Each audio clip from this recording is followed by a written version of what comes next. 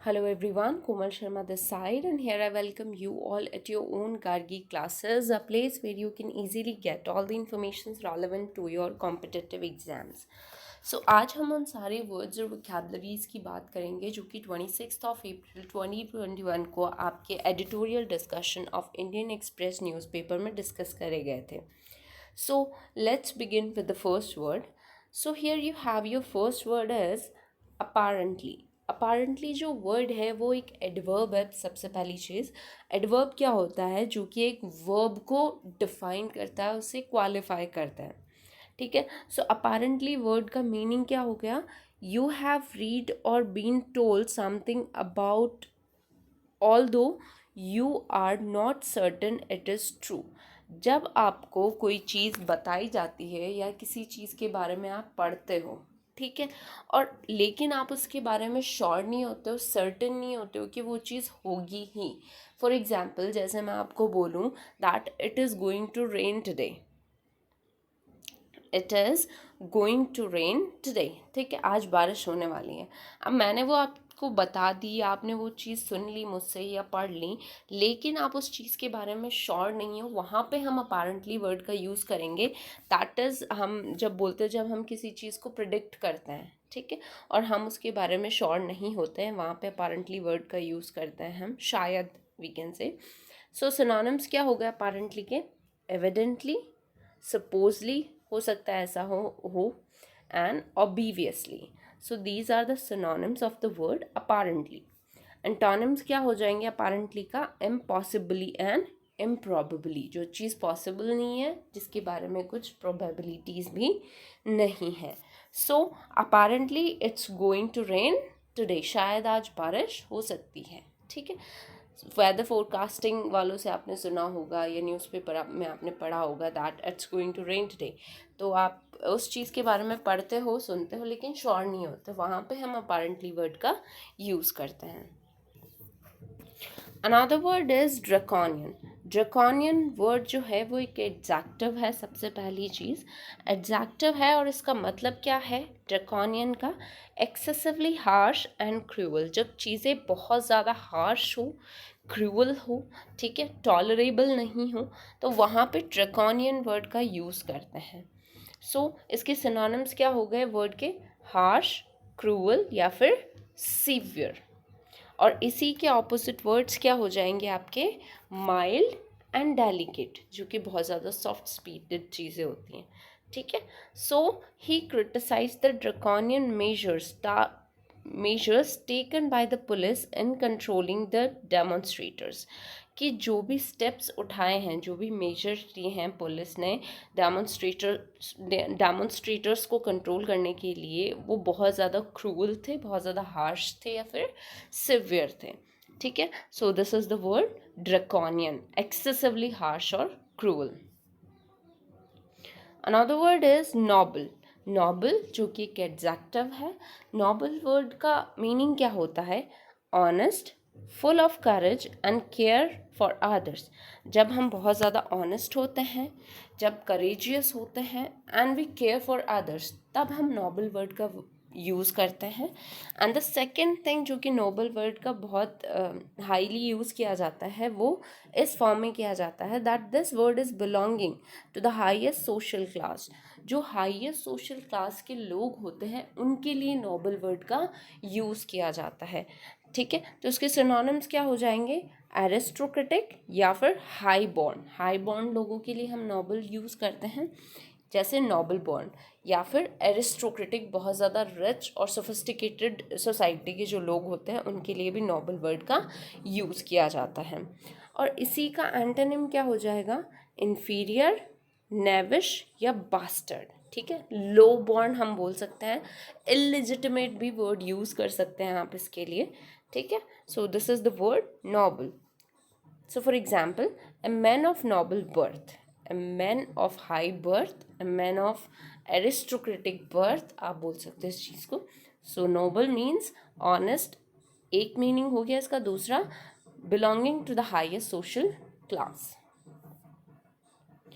Another word is unwitting. Unwitting word जो है वो एक एडजेक्टिव है, सबसे पहली चीज़. और unwitting का मतलब क्या होता है? Not aware of the full facts, जब आपको किसी भी पर्टिकुलर चीज़ के पूरे फैक्ट्स के बारे में नहीं पता होता, आप अननोन होते हो, ठीक है। सो इसके सिनोनिम्स क्या हो जाएंगे? अननोइंग एंड अनकॉन्शियस, ठीक है। जब आप कॉन्शियसनेस में नहीं होते, आपको किसी चीज़ के बारे में नॉलेज नहीं होती है, तो वहाँ पे अनविटिंग वर्ड का यूज़ किया जाता है, जहाँ पे आपके विट आप यूज़ नहीं करते हो बेसिकली। सो इसी के एंटोनिम्स क्या हो जाएंगे? Knowing and conscious. So we are unwitting victims of the system, हम तो इस सिस्टम के अननोइंग और अनकॉन्शियस विक्टिम्स हैं, जिनको कुछ नहीं पता, जो कि गिल्टी नहीं है, ठीक है। So this is the word unwitting, जो कि एक एडजेक्टिव है। Here we have another word is bonsai. Bonsai जो word है वो इसको डिवाइड किया जाता है bon plus sai. Bonsai basically bonsai जो word है वो एक जापानीज टर्म है, जापानीज टर्म है, और इसका लिटरल मीनिंग क्या होता है? Planted in a container. जब कोई भी किसी भी ट्री या छोटे प्लांट को आप एक कंटेनर में उगाते हैं, and the ultimate goal of growing a bonsai, और एक बॉन्साई को उगाने का, उसको ग्रो करने का मेन टारगेट क्या होता है? To create a miniaturized but realistic representation of nature in the form of a tree. कि आप एक कंटेनर में कोई भी ट्री उगा रहे हैं, छोटा प्लांट उगा रहे हैं, ठीक है, इस तरीके का आप देख सकते हैं। कंटेनर भी आपको दिख रहा होगा। तो इस कंटेनर में जब आप ट्री उगाते हैं, ग्रो करते हैं, तो इसको बॉन्साई बोला जाता है। ये एक छोटा क्रिएचर है, छोटा रिप्रेजेंटेशन है नेचर का, ठीक है। सो इसका मेन टारगेट क्या होगा? To represent the mini form of the nature, ठीक है। So this is the word bonsai, जो कि एक जापानीज टर्म है। अनदर वर्ड है सगाशियस। सगाशियस जो वर्ड है वो एक एडजेक्टिव है। सगाशियस का मतलब क्या होता है? हैविंग कीन मेंटल डिसर्नमेंट। जब आपका जजमेंटल जो क्वालिटीज़ हैं, आपकी जजमेंट करने की जो काबिलियत है बहुत ज़्यादा स्ट्रॉन्ग होती है, कीन होती है, तो वहाँ पे सगाशियस वर्ड का यूज़ किया जाता है। जब आप बहुत ज़्यादा वाइज होते हैं, इंटेलिजेंट होते हैं, क्लेवर होते हैं, ठीक है, तो वहाँ पे सगाशियस वर्ड का यूज़ किया जाता है। जब आप किसी को जज करते हैं तो बहुत इंटेलिजेंटली और बहुत क्लेवरली करते हैं, ठीक है। सो इसी के एंटोनिम्स क्या हो जाएंगे? Stupid and foolish, right. So we use the word sagacious into the sentence alike. They are sagacious enough to avoid any outright confrontation. कि कोई भी outright कोई भी प्रॉब्लम आई, कोई भी डेंजर आया, तो वो इतने इंटेलिजेंट है, इतने क्लेवर हैं कि वो उस चीज़ को अवॉइड कर जाएंगे। सो this is the word sagacious. Another word is irrefutable. irrefutable word जो है वो एक एडजेक्टिव है। irrefutable का मतलब होता है इम्पॉसिबल टू डिनाई। मतलब कोई भी ऐसे सिचुएशन, कोई भी ऐसा पर्सन जो आपके सामने खड़ा है, कोई भी ऐसे सिचुएशन जिसे आप फेस करते हैं, वो आप उसको डिनाई नहीं कर सकते हो, जो कि इम्पॉसिबल है टू डिक्लाइन। आपको उस चीज़ को अप्रूव करना ही होता है, एक्सेप्ट करना ही होता है। तो वहाँ पे इररिफ्यूटेबल वर्ड का यूज़ होता है, जहाँ पे आप किसी चीज़ को एग्जैक्टली मना नहीं कर सकते हो, ठीक है। सो सिनोनिम्स क्या हो गए इररिफ्यूटेबल वर्ड के? अनडिनाइबल, जिसको डिनाई नहीं किया जा सकता और जिसे क्वेश्चन भी नहीं किया जा सकता, you have to approve that, ठीक है। सो एंटोनिम्स क्या हो गए इररिफ्यूटेबल वर्ड के? इनडिसिसिव एंड अनसर्टेन, ठीक है। और सर्टेनिटी जहाँ पे आ जाती है वहाँ पे irrefutable. So the pictures provide irrefutable evidence of the incident, कि जो भी इंसिडेंट हुआ है उसका एक इररिफ्यूटेबल, एक अप्रूव्ड एविडेंस है ये पिक्चर्स, ठीक है। So this is the word irrefutable, ठीक है, approved. Another word is complicit. Complicit word जो है वो एक एडजेक्टिव है सबसे पहली चीज़। और कॉम्प्लिसीट वर्ड का मतलब क्या होता है? Involve with others, involve with others in an activity that is unlawful और मॉरली रॉन्ग। मतलब आप जब किसी ऐसी एक्टिविटी में या फिर ऐसे किसी भी टास्क में इन्वॉल्व होते हो जो कि लॉफुल नहीं होता है, इलीगल होता है और मॉरली भी वो गलत होता है, ठीक है। जब आप किसी ऐसे टास्क, किसी ऐसी एक्टिविटी में इन्वॉल्व होते हो जो कि लॉफुल नहीं होती है, अनलॉफुल होती है और इमोरल होती है, मॉरली भी वो गलत होती है। सो इसके सिनोनिम्स क्या हो जाएंगे? Deceitful and cunning, these are the synonyms. और एंटोनिम्स क्या हो जाएंगे इसके? नाइव और ऑनेस्ट, या फिर लॉफुल भी आप बोल सकते हो। So helping to commit a crime और do wrong in some way, he was complicit in the cover up. ठीक है, आप कोई क्राइम नहीं करते हो, आप कुछ गलत काम नहीं करते हो, लेकिन आप किसी ऐसी पर्सन की या किसी ऐसे टास्क में किसी पर्सन की हेल्प कर रहे हो जो कि गलत है, या फिर उस क्राइम को छुपाने की आप कोशिश कर रहे हो, उन क्रिमिनल्स की हेल्प कर रहे हो, तो वहाँ पे हम कॉम्प्लिसिट वर्ड का यूज़ करेंगे for that person, right. Eminent, eminent word जो है वो एक एडजेक्टिव है, और एमिनेंट का मतलब होता है अबाउट टू हैपन या फिर रेडी टू टेक प्लेस। कोई भी चीज़ जो होने वाली है in future, just in future कोई भी चीज़ होने वाली होती है, वहाँ पे हम एमिनेंट वर्ड का यूज़ करते हैं। एमिनेंट वर्ड का सिनोनिम्स क्या हो गए? Eight hand and impending, the situation which is about to happen, कुछ भी चीज़ जो अभी पॉसिबल है कि होने वाली ही है। सो एंटोनिम्स क्या हो जाएंगे वर्ड एमिनेंट के? रिमोट एंड स्टिल, कि कुछ भी ऐसा नहीं होने वाला है, सब स्टिल है, शांत है, ठीक है। So they were in imminent danger of being swept away, कि वो एक ऐसे डेंजर में फंसने वाले थे कि वहाँ से वो उनका सफाया हो सकता था, ठीक है। So there we use the word eminent जब कोई भी इंसिडेंट या कोई भी चीज़ होने वाली होती है in just future. Another word is startling. Startling word जो है वो एक एडजेक्टिव है सबसे पहली चीज़, और स्टार्टलिंग का मतलब क्या होता है? वेरी सरप्राइजिंग, कोई भी चीज़ जो आपको एकदम से शॉक दे, ठीक है, सरप्राइज करें। सो सिनोनिम्स क्या हो गए वर्ड स्टार्टलिंग के? एस्टोनिशिंग एंड अमेजिंग, ठीक है। एंटोनिम्स क्या हो जाएंगे? ऑर्डिनरी, साधारण, या फिर जिस चीज़ को आप प्रिडिक्ट भी कर सकते हो इजीली, प्रिडिक्टेबल, जो कि सरप्राइजिंग बिल्कुल नहीं होती है। So these myths have a startling likeness to one another, कि जो भी मिथ्स होती हैं उनमें एक ऐसी क्वालिटी होती है, जो भी मिथ्स होते हैं वो आपको हमेशा सरप्राइज करते हैं, ठीक है। सो स्टार्टलिंग का मतलब क्या हो गया? Very surprising, very astonishing, amazing, ठीक है, जो कि एकदम से आपको शॉक दें। Another word is disenfranchised.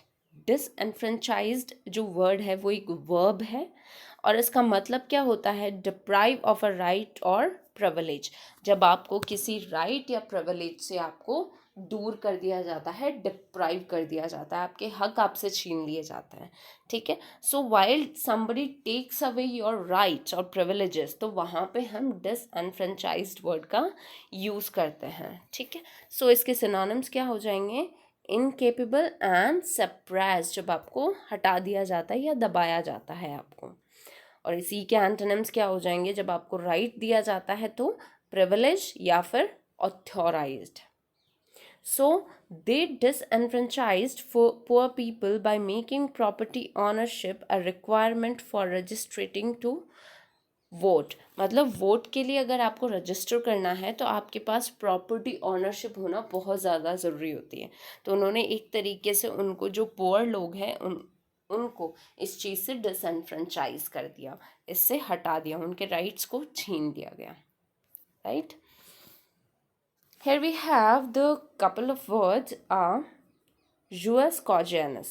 Jus cogens, jus cogens, jus cogens का मतलब क्या होता है?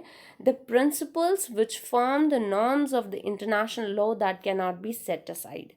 मतलब जो international law के जो भी norms होते हैं, ठीक है, उनको सेटल करना और जिनको आप अवॉइड नहीं कर सकते हो। सो द प्रिंसिपल्स, एक ऐसे प्रिंसिपल्स जो कि उन फॉर्म्स को, विच फॉर्म, जो कि फॉर्म करते हैं उन नॉर्म्स को of the international laws, international laws के जो भी नॉर्म्स हैं उनको फॉर्म आउट किया जाता है, ठीक है। So that you can not be set aside, जिनको डिक्लाइन नहीं किया जा सकता।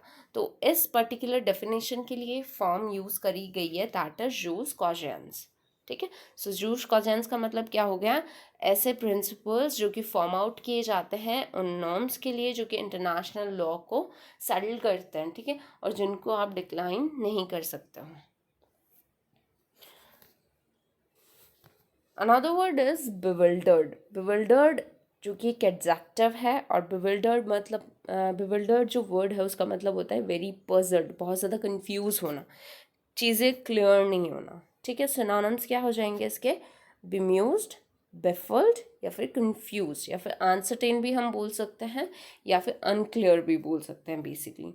और इसी के एंटोनिम्स क्या हो जाएंगे, the things which are clear, जो कि आपको कंफ्यूज नहीं करती हैं, एनलाइटन करती हैं, इनफैक्ट सारी चीज़ों को क्लियर आउट करती हैं। सो यूसेज क्या होगा इस वर्ड का, he saw the bewildered look on my face, कि जो कंफ्यूजिंग फेस था, कंफ्यूजिंग लुक था ऑन माई फेस, उसने उस चीज़ को देख ली। सो bewildered का मतलब क्या होता है, very confusing, baffling, bewildering, which means जो कि बहुत क्लियर नहीं होना, किस पिक्चर हमारे माइंड में जब कोई चीज़ क्लियर नहीं होती है और हम डाउटफुल होता है तब इस वर्ड का यूज़ किया जाता है basically. Another word is flabby. Flabby जो कि एक एडजेक्टिव है, और फ्लैबी वर्ड का मतलब क्या होता है, having too much soft fat, जब आप मतलब आपके बॉडी में सॉफ्ट फैट्स होते हैं on we can say on your arms, stomach, belly fat जो अपना होता है, थाई फैट जो होता है, तो यहाँ पे सॉफ्ट फैट्स जो होते हैं उनको फ्लैबी बोला जाता है बेसिकली। सो सिनोनिम्स क्या हो जाएंगे फ्लैबी के, सॉफ्ट एंड लूज, ठीक है। एंटोनिम्स क्या हो जाएंगे, firm and thin, and the usage of the word is this exercise helps to flatten a flabby stomach। जो आपका loosen stomach है, जो आपका soft fatty stomach है, इसको ये एक्सरसाइज लूज करवा सकती है। सो फ्लैबी का बेसिक मीनिंग क्या हो गया, सॉफ्ट एंड वेरी लूज, ठीक है। Here we have the last but not the least word, so pithily. Pithily जो कि एक एडवर्ब है, और पिथिली का मतलब होता है मीनिंगफुल इन एक्सप्रेशन, कोई भी चीज़ जो शॉर्टेस्ट हो, शॉर्टेस्ट फॉर्म में हो, चाहे वो एक्सप्रेशन हो, बहुत ब्रीफ एक्सप्रेशन, बहुत ब्रीफ वर्ड्स में जब आप कोई चीज़ या अपने मन की बात बताते हो, तो वहाँ पे जब आप बहुत ज़्यादा कॉन्साइज होते हो, शॉर्टेस्ट होते हो, तो वहाँ पे पिथिली वर्ड का यूज़ किया जाता है। सो जब आप एक्सप्रेस करते हो किसी चीज़ को बहुत ही मीनिंगफुल तरीके से और शॉर्ट तरीके से, तो वहाँ पे पिथिली वर्ड का यूज़ किया जाता है। सो सिनोनिम्स क्या हो गए वर्ड के, कंसाइसली एंड क्रिस्पीली, ठीक है। एंड एंटोनिम्स क्या हो जाएंगे, डिफ्यूजिवली या फिर वर्डली, या बहुत ज़्यादा एक्सेसिव वर्ड्स यूज़ कर रहे हो उस चीज़ को एलाबोरेट करने के लिए। सो एपिथी रिमार्क, एपिथी रिमार्क कब यूज़ करते हैं, जब हम बहुत ही छोटा सा एक रिमार्क देते हैं किसी चीज़ को एलाबोरेट करने के लिए, right. So these were the words which I have chosen from your editorial discussion of today।